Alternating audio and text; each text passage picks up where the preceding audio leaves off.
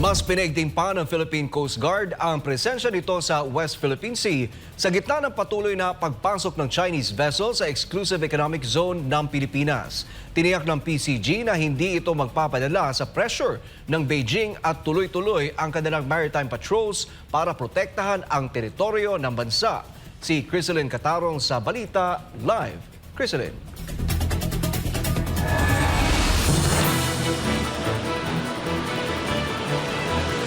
Troy, magandang gabi. Mahigpit pa rin ang pagbabantay ng Philippine Coast Guard doon nga sa galaw ng mga Chinese vessel. Sabi nga ng PCG ay na palaging nandoon sa West Philippine Sea.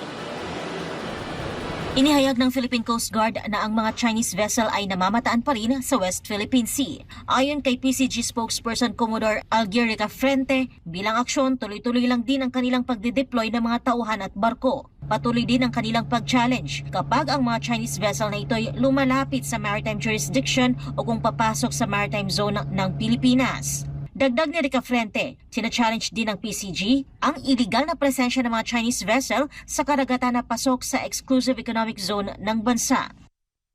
Yung mga Chinese vessel po ay nandyan po sila palagi sa West Philippine Sea. Sa parte po ng Philippine Coast Guard bilang kabahagi ng whole of government resource ay dinideploy po natin yung ating mga barko upang i-challenge at palabasin sa ating maritime jurisdiction ang anumang mga barko na illegally present doon sa ating maritime zone.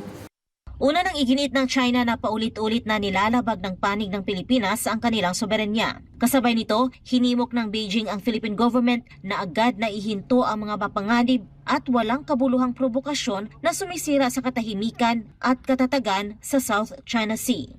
Samantala, inihayag ng PCG na nagpapatuloy ang pagsasanay ng mga tauhan nito, hindi lang sa law enforcement, kundi maging sa pagganap ng tungkulin sa search and rescue.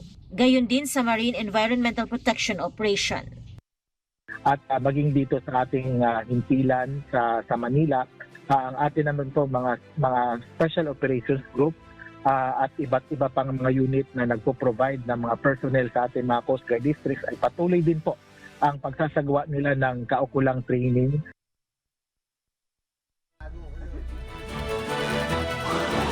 Troy, muling nanindigan ng China na kanilang poprotektahan ang kanilang territorial sovereignty at maritime rights at kasabay nito ay hinikayat din ng China ang Pilipinas na bumalik sa tamang landas ng wastong pag-handle nitong mga alitan at ito'y sa pamamagitan ng mga dialogo.